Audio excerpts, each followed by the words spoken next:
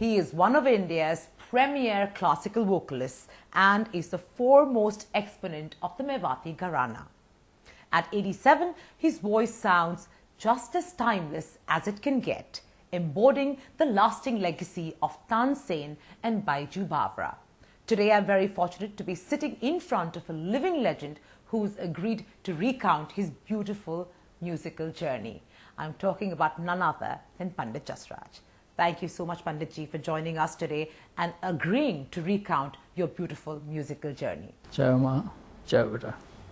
तो पहले तो मैं जानना चाहती हूँ जहाँ पे आपका बर्थ हुआ 1913 में हरियाणा में। जी। आप कितने साल तक हरियाणा में थे? उस गांव का नाम है पीली मंदोरी। ओके। और आज वहाँ पे मेरे नाम से एक पार्क भी है। एक मेरे पिताजी के नाम से लाइब्रेरी है।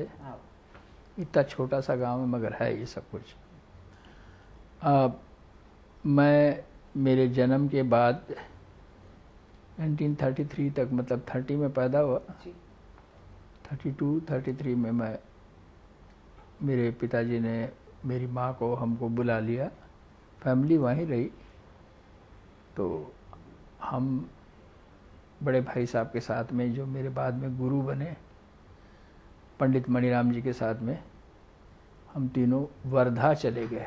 जब मैं रिसर्च कर रही थी आपको, मैंने देखा कि आपके पिताजी आपको 3 साल से म्यूजिक का ज्ञान चालू हो गया, म्यूजिक सिखाना शुरू किया। हाँ। और ये सिंगिंग का था? सिंगिंग। हाँ। सिंगिंग। तो जब उनका देहांत हुआ, आपकी आर्थिक स्थिति, आपकी फैमिली की आर्थिक स्थिति एकदम डाउन हो गई। अच्छा। क्योंकि अर्निंग पर्सन जो थे पिताजी थे, बड़े भाई साहब भी थोड़ा बहुत गाते थे, मगर एज ए म्यूजिशियन एस्टेब्लिशमेंट होना चाहिए ना जी। उनका एस्टेब्लिशमेंट हुआ नहीं था। और बस एकदम, या तो एकदम राजा महाराजा की जगह जाने वाले थे जी, और एकदम डाउन हो गए। आपका म्यूजिक का लेसन्स चालू रहा? उस टाइम पे ऐसा नहीं था कि हमको सिखाएंगे या नहीं सिखाएंगे, मगर हम स्कूल से आके तबला बजाते थे। मेरे एक और भाई साहब थे जिनका नाम था पंडित प्रताप नारायण, जो ललित जतीन, जो म्यूजिक डायरेक्टर जी, उनके पिताजी। ओके। उन्होंने देखा रे तो छोटा सा तबला बजाता है, तो इसको तबला सिखा देते हैं। वो बहुत अच्छा तबला भी जानते थे, तबला सिखा दिया। और वो तबला हमारे लिए ऐसा हुआ कि वो घर में थोड़ा सा अर्निंग, मतलब एक अगर म्यूजिशियन गाने वाला होगा, वोकलिस्ट, तो उसके साथ में तबला भी चाहिए, हारमोनियम भी चाहिए। तो ये बाहर वालों को ला के उनको कुछ तो देना पड़ता है, जो भी हो जाए। तो तबला बचने लग गया, तबले की फीस बचने लग गई। तो मैंने सुना है कि जब आप स्कूल जाते थे तो रास्ते पे एक रेस्टोरेंट था, और उस रेस्टोरेंट में आपने ऐसा एक आवाज सुना कि आप म्यूजिक के साथ आपको प्यार हो गया, और वो सॉन्ग था दीवाना बना दे। दीवाना बनाना है तो दीवाना बना दे, वरना कहीं तकदीर तमाशा न बना दे। जी, ये तो आप समझिए इसका मतलब क्या है। बेगम अख्तर का गाना है, प्लीज समझाइए मुझे ये मतलब क्या है। वो गाने में कह रही है कि ऊपर वाले से समझ लीजिए, अगर तुम मुझे दीवाना बनाना चाहते हो तो दीवाना बना दो, मगर मेरा तमाशा नहीं बनाओ। मेरी तकदीर आप जिस तरीके से दीवाना बना रहे हैं, तो कहीं मेरी तकदीर दुनिया के सामने हंसी न बना दे। कि इनकी आवाज़ में वो कशिश थी कि उस्ताद बिस्मिल्लाह खां साहब, पंडित भीमसेन जोशी, हमारे यहाँ तक के पंडित हरीश प्रसाद जी चौरसिया, ये सब उनके आवाज़ के पीछे। आपने एक बहुत सुंदर चीज़ बताई है जो मुझे बहुत अच्छी लगी, और जो भी सुनता है उनको बहुत अच्छा लगा है, कि आपने बोला है कि बिना चोट लगे आदमी कभी उसका रास्ता नहीं बदलता है। रास्ता नहीं बदलता, सच बात है जी। तो ये आपने बोला था जब आपने रास्ता आपका तबला से बदल दिया, म्यूजिक से। हम तबला बजाते थे। 1945 में मेरे बड़े भाई साहब मुझे लाहौर ले गए। वहाँ पे उनके एक शिष्य का, श्रीमान बंसीलाल जी का म्यूज़िक कॉलेज था, सरस्वती म्यूज़िक कॉलेज है। तो वहाँ पे वो जाके हर साल 3 महीने 4 महीने सिखाते थे। उस साल ऐसा था कि हमें ले गए तो वहाँ पे एक बहुत अच्छे गायक थे जिनका नाम था पंडित कुमार गंधर्व, बहुत फेमस, आज भी दुनिया उनको बहुत जानती है। वो आए और आके दिन भर रहे और शाम को जाने के लिए उन्होंने कहा कि मेरे बड़े भाई साहब से कहा कि अगर आप इजाज़त दें तो मैं जसराज को ले जाऊं अपने साथ में। बोले कहाँ? कि अभी मेरा रेडियो प्रोग्राम है, मैं रेडियो प्रोग्राम में ले जाना चाहता हूँ। ले जाओ भाई साहब ने, ले गए। वहाँ पे उनका गाना सुना, उनके साथ बजाया। दूसरे दिन सुबह, नेक्स्ट डे, एक और कलाकार थे, बाद में उनका भी बहुत नाम हुआ, पंडित अमरनाथ जी चावला, जो दिल्ली के थे। उन्होंने आके सुबह सुबह बड़े भाई साहब से कहा कि गुरुजी, अगर हमारी दृष्टि जिस अगले कलाकार पे है कि भाई ये हमसे आगे है, उसको फॉलो करना चाहते हैं, अगर वो गलत गाए तो हम क्या करें? बड़े भाई साहब ने कहा क्या गलत गा दिया भैया? कहा कि कल कुमार जी का गाना था, रेडियो से गा रहे थे, उन्होंने भीमप्लास गलत गा दी, दैवत में सम रख दिया। दैवत कोई एक ऐसा स्वर है दैवत जो भीमप्लास में ज़्यादा नहीं लगाते। उन्होंने झट से कहा जसराज तुम मरा हुआ चमड़ा पीटते हो, तुमको रागदारी का पता नहीं है। तब भी हमें ये लगा था कि हमने गलत नहीं कहा था।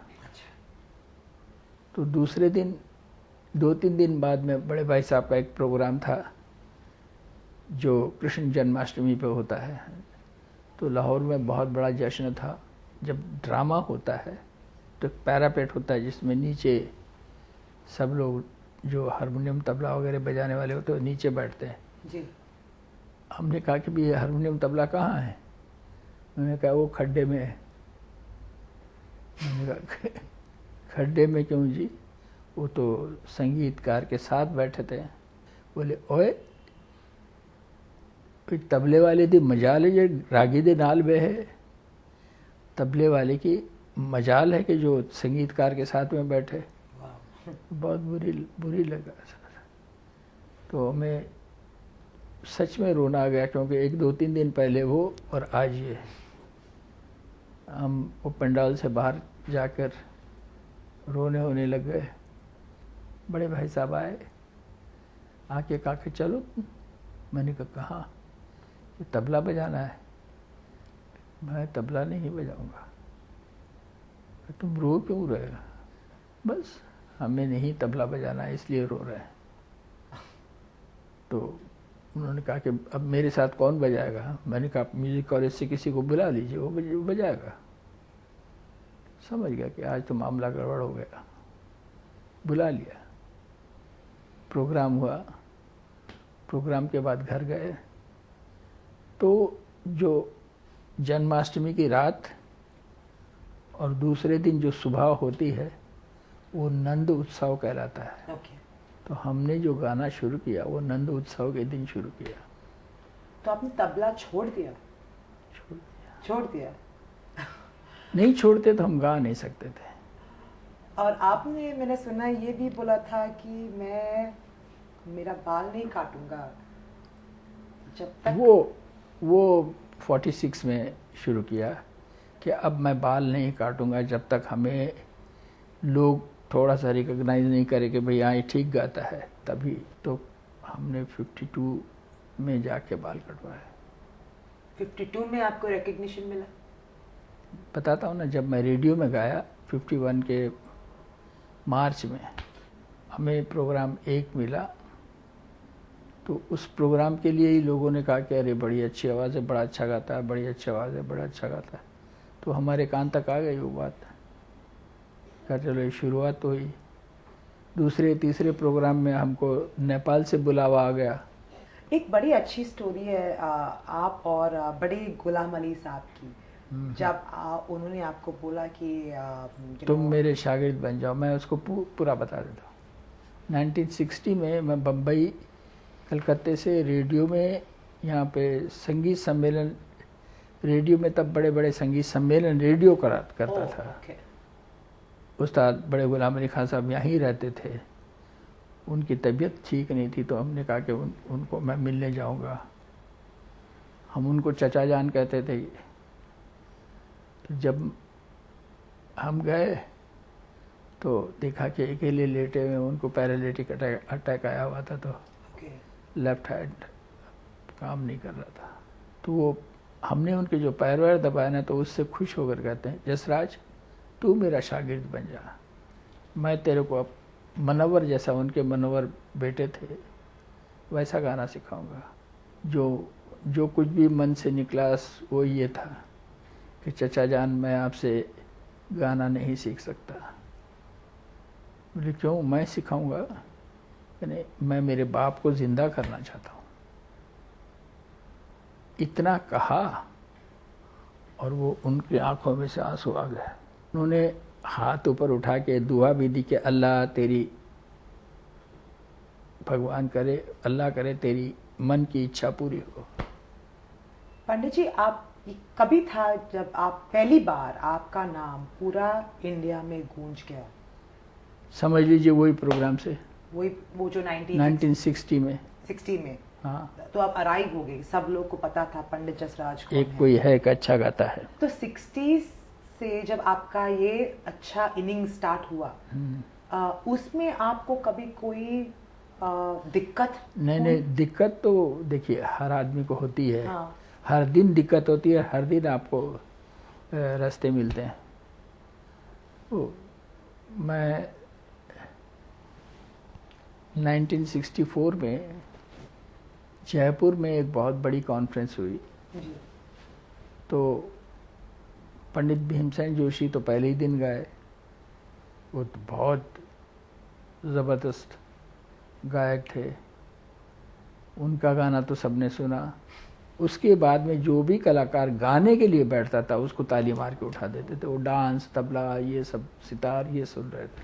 लास्ट दिन हमारा प्रोग्राम था, तो मैं स्टेज पे जा रहा था, तो सितारा देवी डांसर, बहुत अच्छी डांसर थी, उन्होंने हमारा कुर्ता पकड़ लिया, भैया मुझे जाने दो, मैं डांस कर लेती हूँ, सुबह मेरा गवर्नर हाउस में प्रोग्राम है, मैं तो 1-1.5 घंटे नाच के चली आ जाऊँगी। रात के 12 बजे की बात है। और उन्होंने जो 12:30 बजे शुरू किया, 4:30 तक।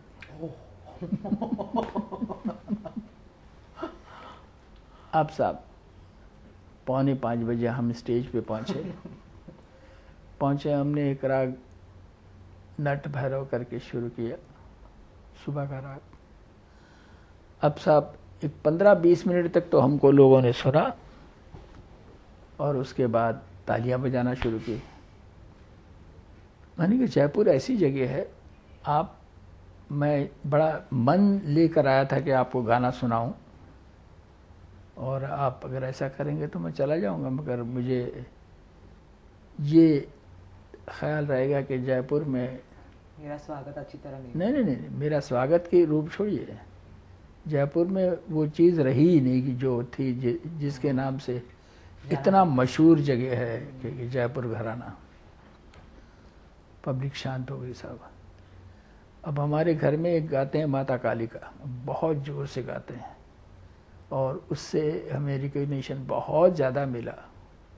अच्छा। और वो मेरे स्पिरिचुअल गुरु महाराणा जयवंत सिंह जी, जो सानंद के थे जी, उन्होंने लिखा, और ट्यून उसको मेरे सांगीतिक गुरु पंडित मणिराम जी उन्होंने किया। तो दोनों का मिलाप बहुत अच्छा, सुंदर है। वो गाना शुरू कर दिया, हालांकि वो टाइम का नहीं था, वो तो रात का गाना था, हमने तो सुबह सुबह शुरू कर दिया, भूल गए जाओ। तो पब्लिक ने स्तब्ध हो गई, एकदम स्पीचलेस हो गई, तालियां भूल गई, और हमने 45-50 मिनट तक गाया, बहुत अच्छी तरीके से गाया। जब हमने गाना बंद किया, वो 1 मिनट के बाद तालियां बजना शुरू हो गई। बाद में तालियां बजना शुरू की, तब तक एकदम पिन ड्रॉप साइलेंट हो गया। अगर मैं भी गुजारिश करूं कि हम वो सुने जो आपने जयपुर में गाया था। हे माँ माता कालिका, माता कालिका, महाकाल महारानी, जगत जननी, भवानी भवानी भवानी, माता काली, जगत जननी, भवानी भवानी भवानी, माता काली का।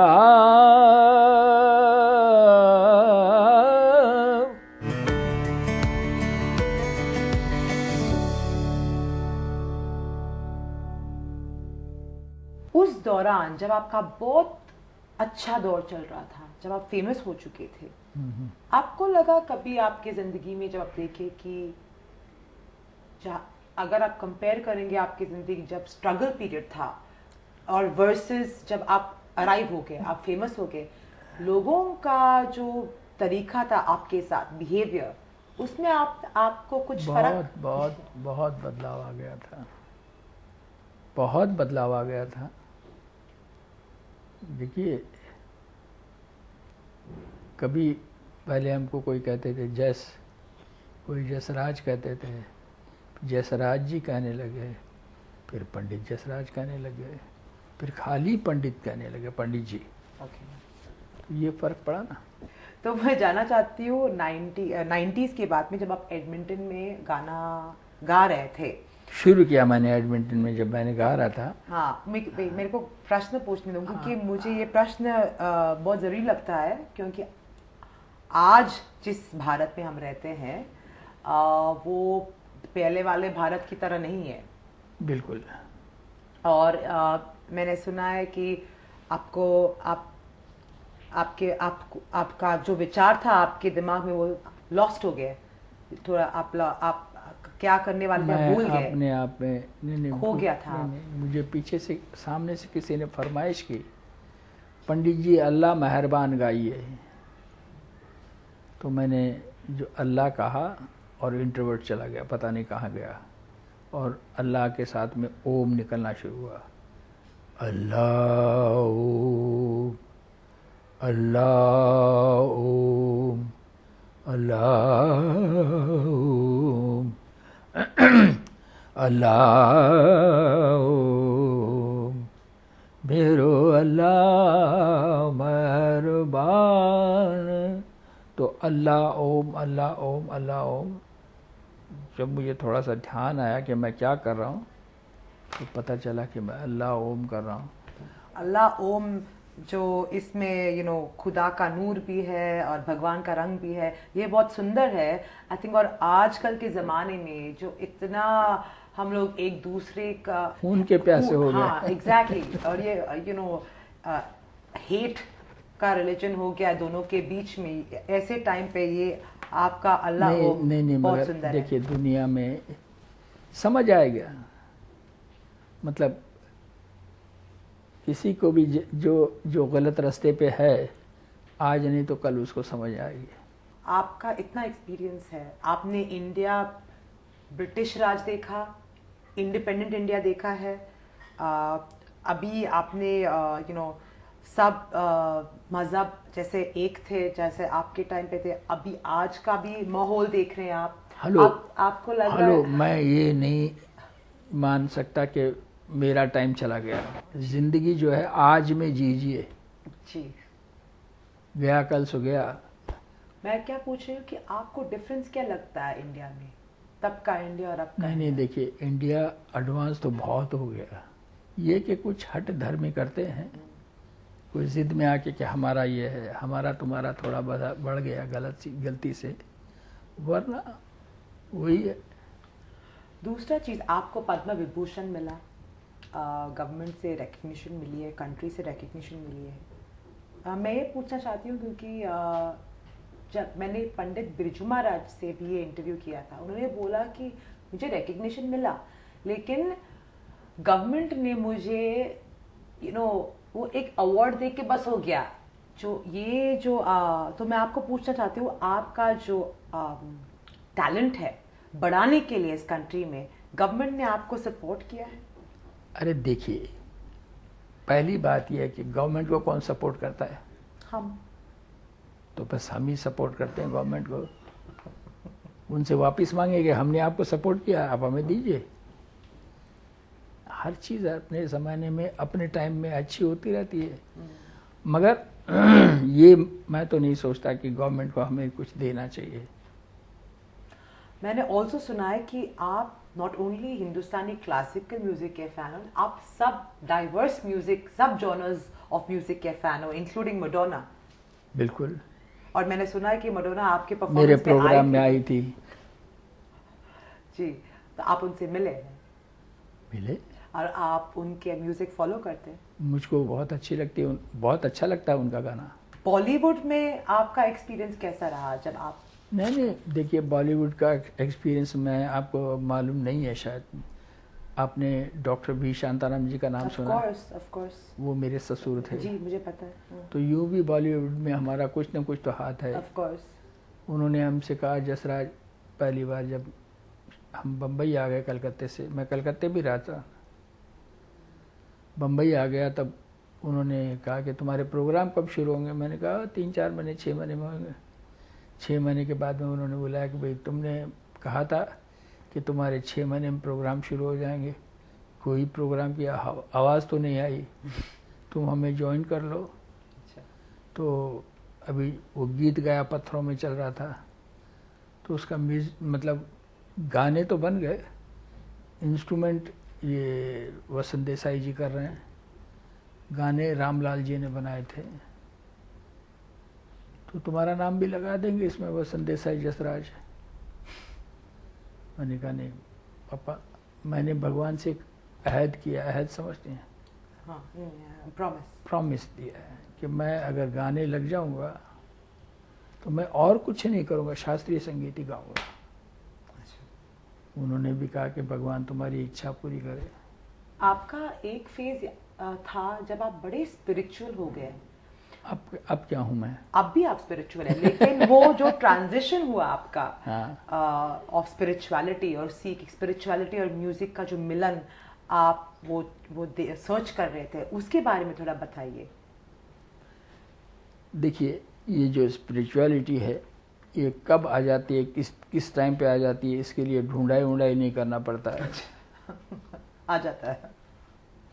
लेकिन इसके साथ भी एक स्टोरी है, मैंने सुना है कि जब आपके आई थिंक आपके बड़े भाई गा रहे थे, लेकिन उनका आवाज़ चला गया था। हाँ, तो वो जो आवाज़ दिलवाई, वो जो मेरे स्पिरिचुअल गुरु थे जिन्होंने ये माता कालिका लिखी, उन्होंने कहा कि पंडित जी आज माँ के सामने गाइए, आपकी आवाज़ आ जाएगी, तो आ गई।